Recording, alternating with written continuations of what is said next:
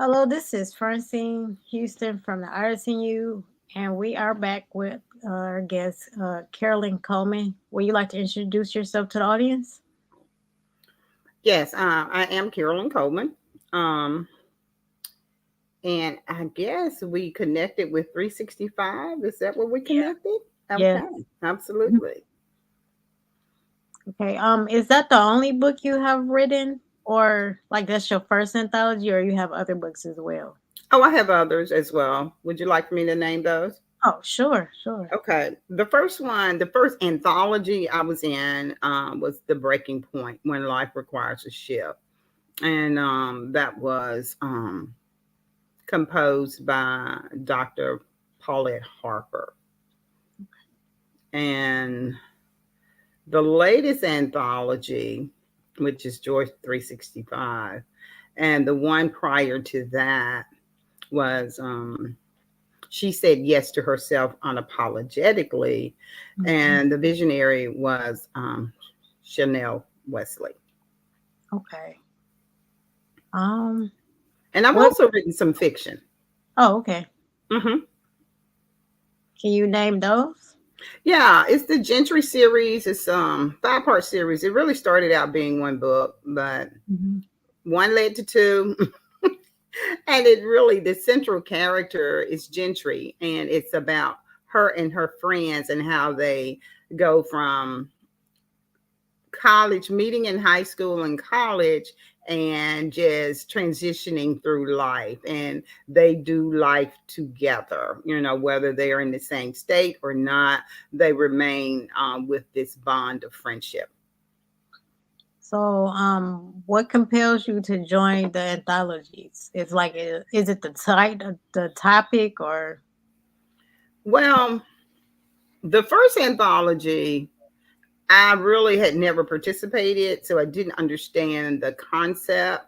But Dr. P was very instrumental in explaining everything before I signed up. And everything she said when I signed up is what happened. We had meetings, so it just brought me closer to more knowledge regarding the anthology. And writing about something personal is really hard to do. But with her coaching and encouraging, I was able to do it. Because a lot of times we don't want to reveal all or some things, but maybe it was not maybe it was a perfect time to let people know you can go through life changes that are not always as pleasant, but in the end, it is for your benefit, and it is definitely worth the struggle, so to speak. Okay. What about the next one you did? Was it the title again? Um, Was it easier and since you she already? said yes to herself unapologetically.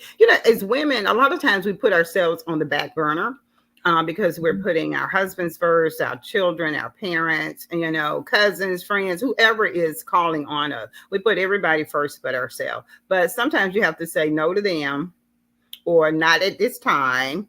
And you have to say yes to yourself, and you have to just step outside basically to just gain your own strength, to gain your voice, to do what you feel is best for you at this time. Because Mhm. if you continue to put things off, do you ever gain? It's true. hmm Wow. And with the Joy 360, I've just always wanted to be a part of a devotional or do my own devotional. Hmm. And so I was like, well, this would be a good opportunity because someone recommended me for that one to be a part of a devotional. And so that's how that came about. And I'm in the process now of another anthology, and it is um, The Waiting Room. Okay. And the vessel on that one is Jacqueline Cox. So it is about healing, wherever you needed healing at one point in time in your life, or Hmm. we're just speaking on that individual author is speaking on their healing, no matter what healing it needed to take place. Okay. Is the waiting room talking about like waiting for your healing, or? Well, the waiting room healing for your soul is the entire topic. Okay. But yes, that is a part of it because it is a waiting period. You don't just instantly get a healing, or even if you're just struggling with, let's say, going to school. You still have to go through the process before you can say that you have completed. So healing is the same thing. You have to go through the process before you can say that you're healing for the soul. What's going to resonate with your soul? Because some situations you can just be so beat down as a human. You just was like, what is this all about? Where did this come from? And then physically. There's some diagnoses that we get. We truly have to wait for our healing because it's not always instant. I'm a nurse by profession. So when people tell me, oh, it's going to be same day surgery, and I just be like, well, and then I had to tell one of my friends, the majority of surgeries are same day. They do them in the same day. It's just all of them are same day surgery. But you still go through the same process. You're gonna hurt, you're gonna heal, you got to get home, you got to get into bed, you got to maneuver around. It's the same process. Now you naturally, what they're saying is you can be in and out in one day. Okay, but they're not saying your healing will be here. You will be healed when you walk out of there that same day. Okay, so, and I think a lot of people get that misconception because I've had both, where I had to stay a couple of days and when I was gone in a day, and it's the same process. I was still sick. I was still hurting. I was still sore. I still had to take pain medicine, and I had to make sure that I was eating. And you need someone around you who's going to ensure that you have all your needs met. So that turns into your nurse. Yeah, So, I know. so that's what I'm saying, and so that's what it kind of bothers me a little bit. Same day surgery. Yeah, I know. I know. Same day surgery. But you still need someone to watch over you, so to speak. Because we know what comes with pain and discomfort, and the incision is the same. We got to keep the incision clean. We got to make sure that that we're not altering what the surgeon has just done. That's why you need someone at home 9 times out of 10. You don't want to sleep too much because you need to get up and move so you won't develop a form of pneumonia. A lot of people just let me rest. Well, yeah, we can let you rest, but you still need to either turn, you need to cough, you need to deep breathe, you need to walk around. And that's what you would do if you were in the hospital. That's exactly what you would do if you were in the hospital. That's what the nurses would command you to do if you were in the hospital. They would truly encourage that because we know if we don't, then you have another issue on top of the issue you came in with. Okay. So with being a nurse, how do you find time to write? Now I'm beginning to wonder about that. Now, the first time I started writing, I ran for public office, a local public office. And at the end of campaigning, knocking on doors, shaking hands, and introducing myself, I needed a way to de-stress because even though you can do it, hey, how you doing, da-da-da, it still wears on you. So I started writing. One of my coworkers, she came through and said, I'm now a published author. And I'm just like, kudos. I've always wanted to write. And, and I'm high-fiving her and, telling her how proud I am of her. And she said, right, Miss Carolyn, right. And so during the campaign is when I started writing. I mean, I just put pen to paper, didn't have a structure in my head, but it came together. And it was very cathartic. It was relaxing. I guess you can call it a form of journaling, even though I wrote about Gentry. I wrote nothing about the campaign, the political process, none of that. I wrote about her, and it worked. It worked. And that's how that came about. So when was the best time for you to write, or you just did it at the spirit of the moment? Well, for me, it's at the end of the day because I am busy during the day.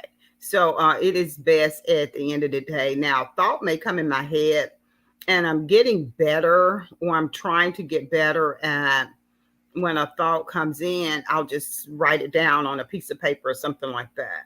And I'll just carry that on into the writing process when I really begin to write so I can focus better. Okay. How you know what to write, or you just write whatever comes to your mind? Well, when it comes to a particular topic,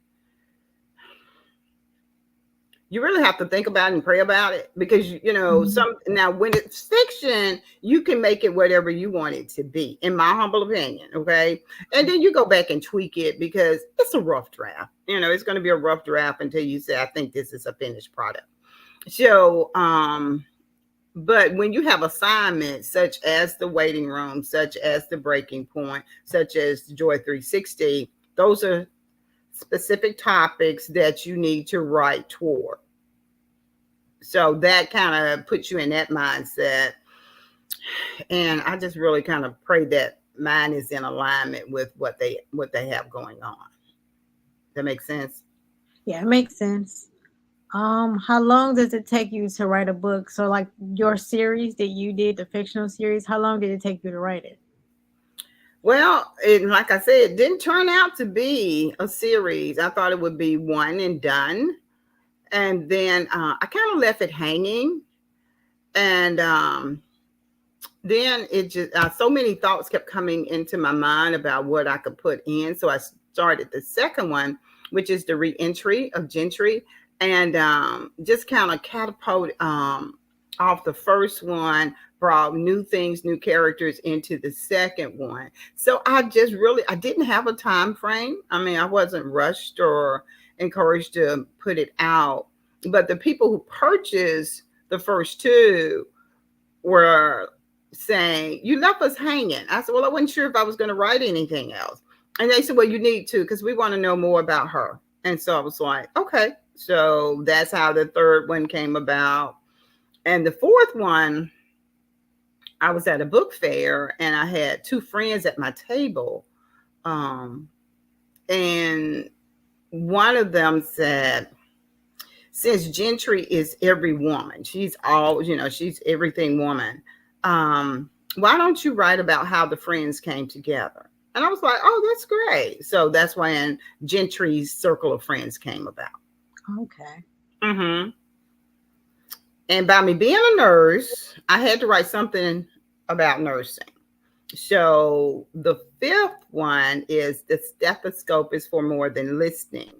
And it just tells us that just like the stethoscope is for listening, the stethoscope also gets you into doors where you can hear more, see more, do more. So it's fictional, but I talk about the antics of patients, the antics of coworkers, the antics of physicians, just because we're all human. And, it's not to, it just gives you a peep into the day in a life of a nurse. Okay. So is Gentry, was she the nurse or was it her friend? Yes, she changed careers. She went from teaching to nursing. Gentry gets bored. So she decided to try a career she really thought she wanted. So loosely that's based off me, but in reversal. Okay. So was you a nurse first, then became a teacher, or? Yes, I was a nurse first. And I have done clinical instruction. I have been a lecturer at two community colleges locally, and at I wasn't full-time, I was part-time at I taught medical assistant students, and that was clinical as well as lecturing. So you really get to know them well. You really get to know your students very well, and students are students no matter where they are. They're the same excuses.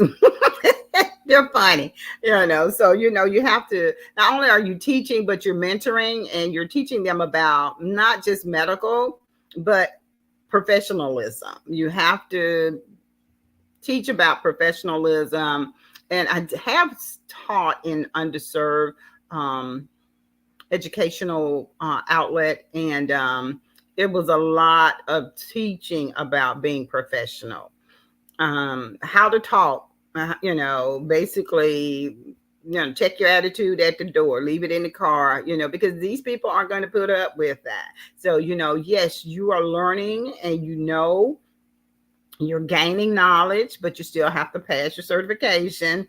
And when you get on the job, they take it from there. So a lot of times they just didn't seem like, the majority of them didn't seem like they could get that in their head. Hmm. Okay.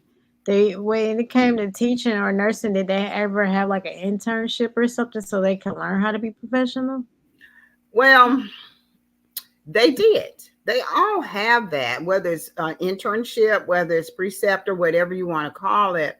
That way they can truly be in the clinical, excuse me, they can truly be in the clinical setting for longer than just a few hours. They are basically an 8-hour day, so that they can see that you don't just walk away from what's going on. You have to stick and stay with it. Because in class we're structured. Hmm. Excuse me, I apologize. This is sinus season here in the great state of Alabama. So bear with me on that, please. But it's structured. We had to do so much lecture, and then we would all do our teach them how to draw blood, how to do EKGs, patient care, how to make a bed, occupied and non-occupied. So things that you're going to have to do when you're in a hospital and or clinical setting. Okay. So, what was the most difficult part about writing any of the books you wrote? Thinking of some content that makes sense, or it makes sense to you, but you want it to make sense to the reader as well. Okay. Um, has any of your books been are okay? How can I say it? Have they been self-published, or do you have a traditional publisher? Well, the Gentry series were self-published. Okay, the anthologies, they told us that they went to the publisher. Okay, Oh, but they also get edited. They get mhm. professionally edited, or they should get professionally edited. And so they are put together very well.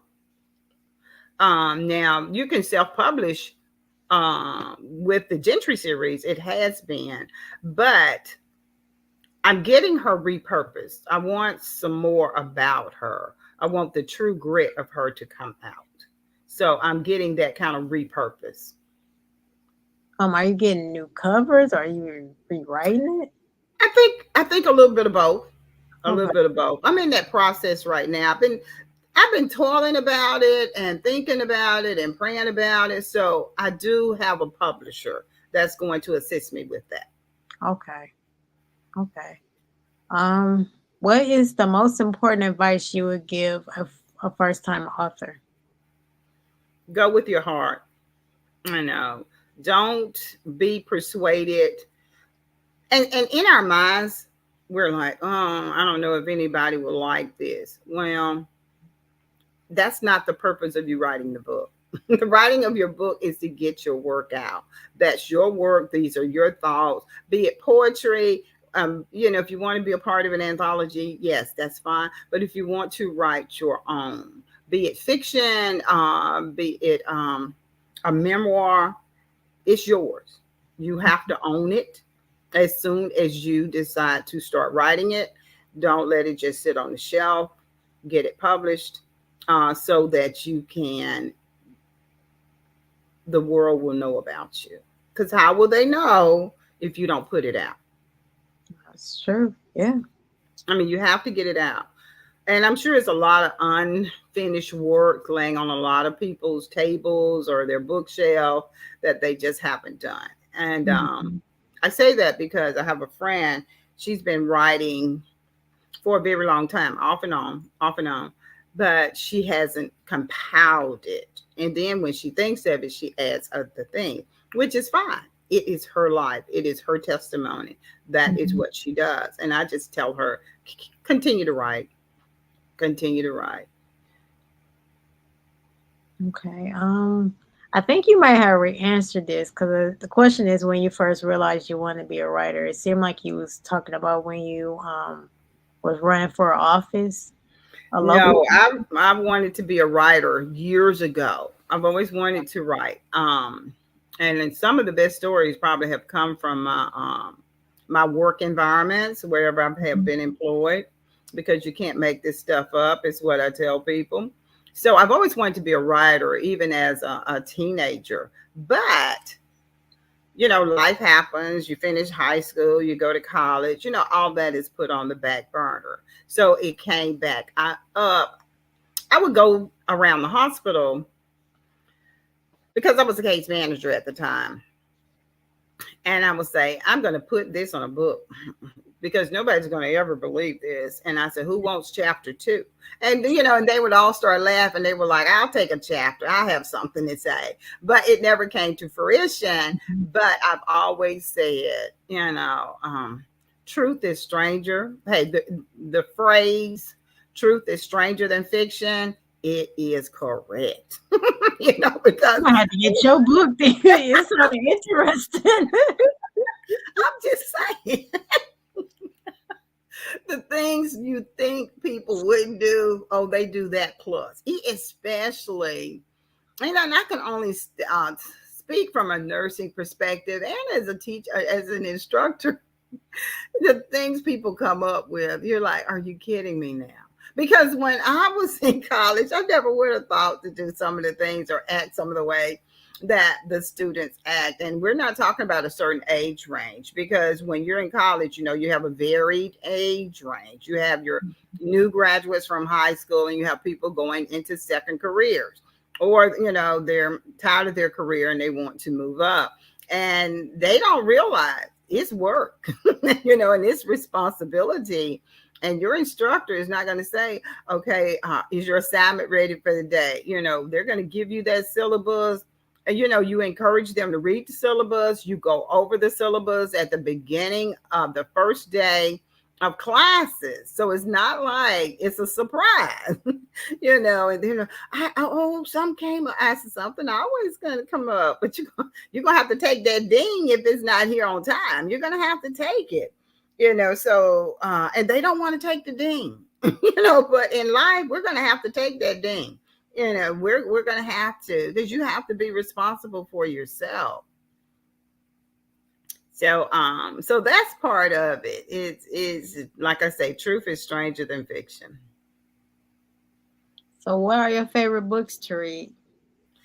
I kind of read across several different genres. I do a lot of autobiographies, biographies. I like fiction. I got started with that magazines and the Harlequin, I hope I'm pronouncing that correct, romances as a teenager. And that's what did it. Some of my friends and I would share books. And that's what started that. And I would be reading and say, I can write that. I can write that. So yes, but guess what? It's harder than you think, but it can be done. I'm not going to say it's impossible because it's not. It's not. I So, mean, are you an author? yeah, I'm an author as well. Okay, I so was so asking you know about the the struggle. healing stuff because I wrote about my journey dealing with lupus, and I feel like I am in the waiting room right now. I'm Mm-hmm. waiting for my total healing. So that's why I was asking you those questions. Okay. Yeah. Okay. Yeah. So So go ahead. I'm sorry. I didn't mean to I was cut you gonna off. ask you how is important are book reviews? I'm learning they are very important because let's say you publish with Amazon. Amazon pays attention to your book reviews. And I think that's something I used to kind of blow off but I'm learning. That's why I said it's a learning process. You don't get all this knowledge from the beginning, but your reviews are very important. Mhm. That gets your whoever is holding your book, so to speak, that gets their attention, the reviews that you get. Okay. So we need to encourage people to review the book, is what I'm saying. Encourage whoever purchased your book, Mhm. reads your book, be it ebook, be it Kindle, you still need to get them to please leave you a review. And if you have to emphasize a good review, there's no harm in that either. Yeah, that's true. That's true. Yeah, yeah. So, leave you a good review and some stars. The stars are what they look at as well. What's your favorite part of being a writer? Just to get my work out. It is your work, it is your originality, it is your diversity, it is a part of you. And it's no sense in keeping all that energy all bottled up. But you can't control if a person reads. They may purchase but they don't read. Mhm. And like I say, they may read and not do the review, so it's a learning process. So I don't hold that against anyone. It's just like the more you learn about the process, because it can be daunting. It's a daunting task. Mhm. Get with a group of writers to encourage you along your path, but your work will still be your original work. So, what makes a great story? I think your story, Oh, okay. your story makes a great story, because in life you find people are kind of down on themselves because they don't think anybody really understands what they're going through and why I'm going through it. But you don't know the person that you're talking to, they're going through something as well. So once you write your true story, um, people take note, and it may give them the courage to tell their story. Okay. What's the most surprising thing you learned about writing your books? The reviews were important. Okay, that's true. That's true. I mean, because yeah, I mean, really, um, the young lady at work, Cassie, and I were talking one day, and she said, "I can write all day long." No one mentioned the marketing part. Yeah, so so yeah. that is a struggle as well. And so we both started laughing. I said, "Yeah, they kept that a secret, didn't they?" But that is part of it. You have to market, and the reviews is a part of marketing. You have to get on platforms such as yours and tell people about your work or your business, your brand. What your book, Mhm. whatever you have going on, so people will hear, because we all have various platforms.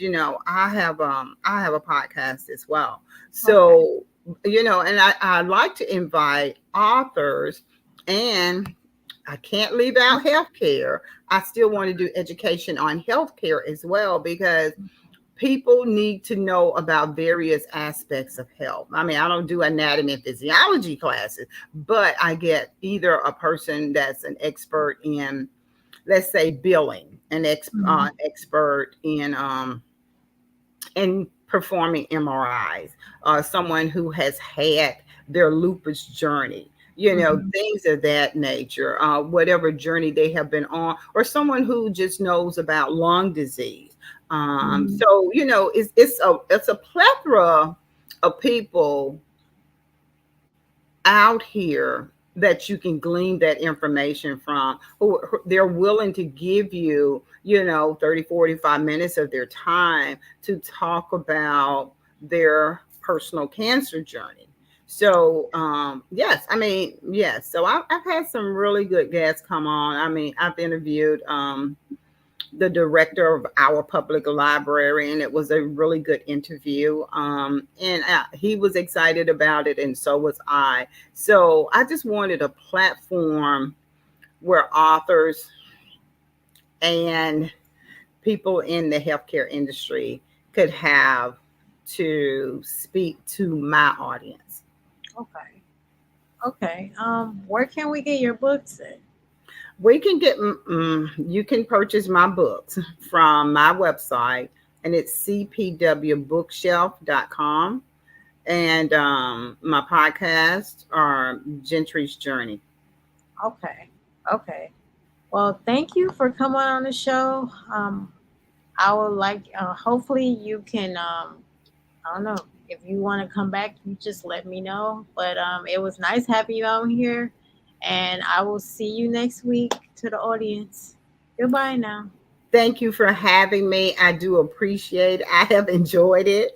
I hope you have as well. This I has have. been fun, to kind of turn the table, so to speak. But I have enjoyed it. Thank you. Okay. Well, see you next week, audience.